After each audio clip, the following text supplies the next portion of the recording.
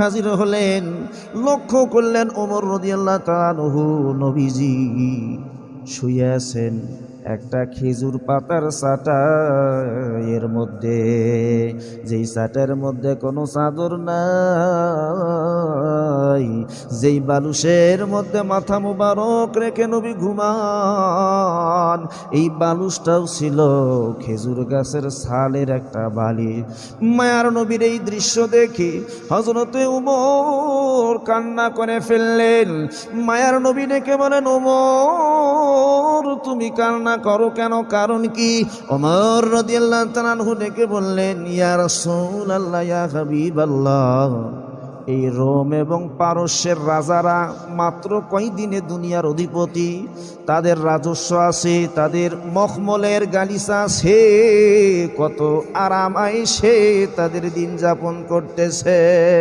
কিন্তু আপনি দুজাহানের নবী হবার পর, সৃষ্টির সরদার হবার পর, এত বড় পয়গম্বর যেনাকে আল্লাহ সৃষ্টি না করলে কিছুই সৃষ্টি করতেন না, সেই পয়গম্বর আজকে দেখি এমন একটা বিছানায় ঘুমাই যেই বিছানার মধ্যে চাদরও নাই, এমন একটা বালিশে ঘুমাই যেই বালিশটি খেজুর গাছের ছালের বালিশ।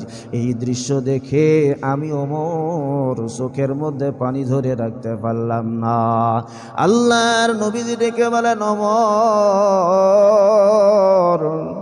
ওই রোম এবং পারস্যের রাজারা মাত্র কয়দিনে দুনিয়ার অধিপতি, এই দুনিয়ার মধ্যে ক্ষণিকের সময় তারা রাজা বাদশাহ হয়ে গেছে, অন্যায়ভাবে প্রজাদের উপরে জুলুম করতেছে। তারা এই দুনিয়াদারির মধ্যে দুনিয়ার লোভে পড়ে পরকাল বরবাদ করে দিয়েছি। দুনিয়ার সামান্য লোভের কারণে, সামান্য সম্পদের কারণে পরকাল বরবাদ করা যাবে না।